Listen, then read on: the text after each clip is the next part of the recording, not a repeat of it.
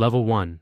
The Hangaround. You don't get an invitation to this life. You just show up. It's Friday night at a clubhouse somewhere on the edge of town, and the parking lot is a sea of chrome and leather. You ride in on a used Sportster, the bike you bought with 6 months of overtime pay and a lot of grit. Nobody greets you. Nobody even looks at you. To the guys in the leather vests, you're furniture. You grab a beer and you stand by the wall like you're waiting for a bus that might never come. You come back the next Friday, and the one after that. You don't ask questions, and you definitely don't talk about what you see. Then, after 3 months of being a ghost, a member named Brick finally nods at you. That nod, it means more than any handshake you've ever gotten in the normal world. You start doing the small things. You clean up after the parties. You hold someone's jacket. You stand out in the pouring rain, guarding the bikes while the members are inside staying dry. You're not in the club. You're not even close. But you're in the building, and for now, that's more than most people will ever get. Level 2, the Associate. Someone noticed you. Maybe it was Brick, or maybe it was the vice president himself. Either way, you've been bumped up. You're still not a member, and you definitely don't have a patch, but you're finally on the radar. You get invited to the rides now. Poker runs, charity events, barbecues at someone's ranch. But don't get comfortable. You ride in formation, dead last, eating the exhaust fumes from the 30 bikes in front of you. You don't complain. You just twist the throttle and keep up. You're starting to learn the culture now. You learn that the vest is sacred. You never, ever touch another man's cut. You learn that loyalty isn't just a word here. It's the air you breathe. You watch how the members move. They don't explain themselves to anyone. When they walk into a bar, the entire room shifts. People step aside, partly out of fear, but mostly because there's a gravity to them. You want that gravity. You've been hanging around for a year, maybe 2. You have no title, no vote, and no protection. But you've proven one thing: you can keep your mouth shut. And in this world, silence is the only currency that matters. Level 3. The Prospect. This is where it gets real. A full patch member sponsors you. He vouches for you in front of the entire charter. It sounds like an honor, but it's a heavy weight. If you embarrass him, that's on both of you.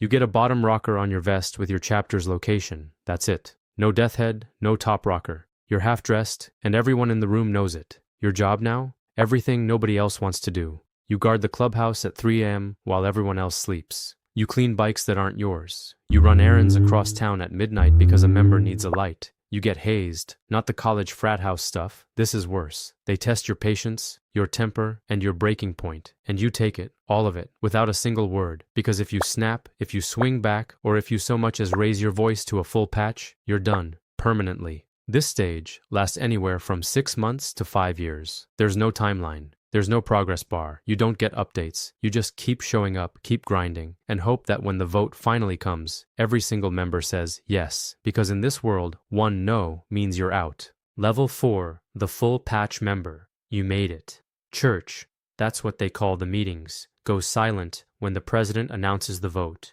Every hand in the room goes up. It has to be unanimous. You get the death head on your back, the top rocker that says Hell's Angels, the bottom rocker with your state. You get tattooed with the date within 9 days. This ink isn't decoration. It's a receipt. You're in for life. There's no resignation letter, no 2-week notice. Once you're patched, you're expected at every meeting, every ride, every run. You pay monthly dues.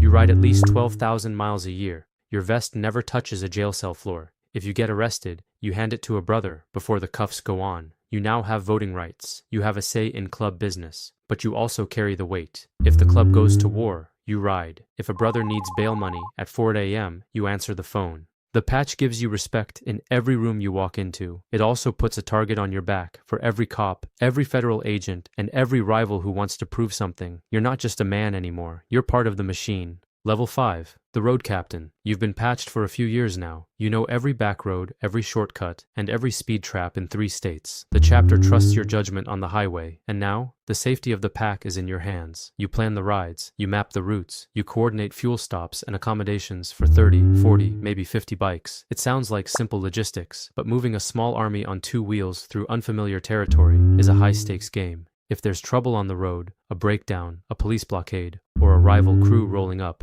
you handle it. You're the one who notices when the formation breaks or when a prospect starts to drift. Discipline on the road is your responsibility. You keep the machine tight. You keep people alive. It's not a glamorous job, but it's essential. And in this club, the members who underestimate the road captain usually don't last long enough to see the next rank. Level 6, the Sergeant at Arms. You are the enforcer, the club's one-man justice system. Your job isn't to be liked, it's to be feared and respected. You keep order during church, and you maintain discipline across the entire chapter.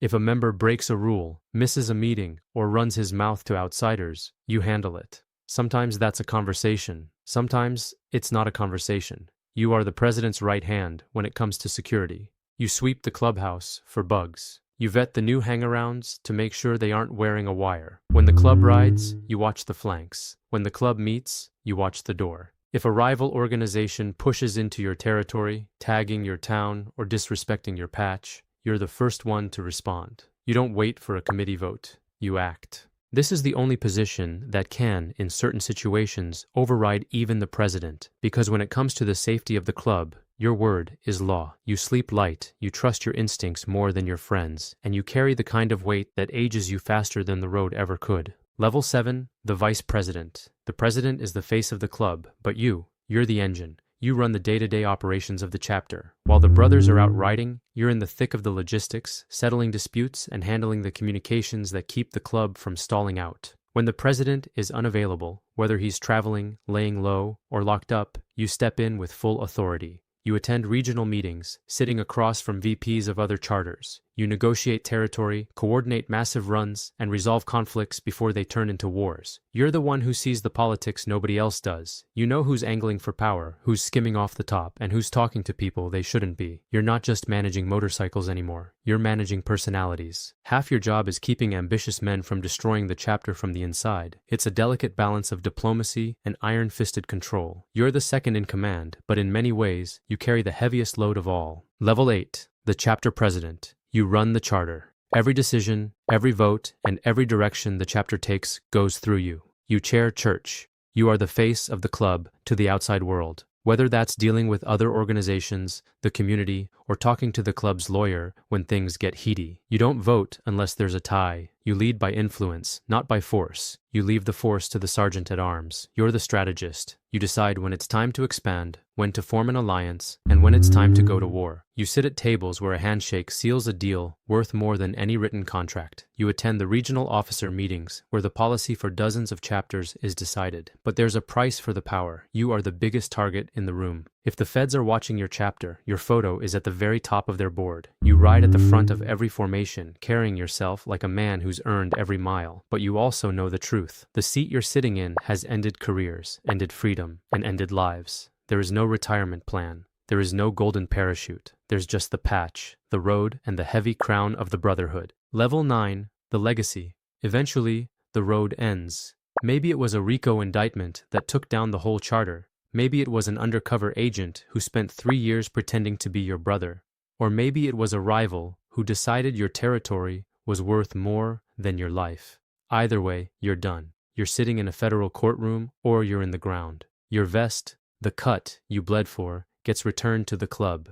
Your tattoos, those stay. If you're alive and behind bars, you do your time. You don't cooperate. You don't name names. You keep your mouth shut because even in a cell, you're still patched. And in this world, snitches don't survive. But here's the thing. The chapter doesn't fold when you go down. Someone steps into your seat before it's even cold. A new vice president becomes president. A new prospect earns his patch. The bikes still ride. The Friday nights still happen. The formation holds. You aren't a leader anymore. Now, you're a story. You're the legend they tell hangarounds to remind them what the life costs. This is the Hells Angels. Not a gang, a brotherhood. A machine that's been running since 1948. And somewhere tonight, in a parking lot outside a clubhouse, there's a guy on a used Harley standing by the wall, holding a beer, waiting for someone to nod.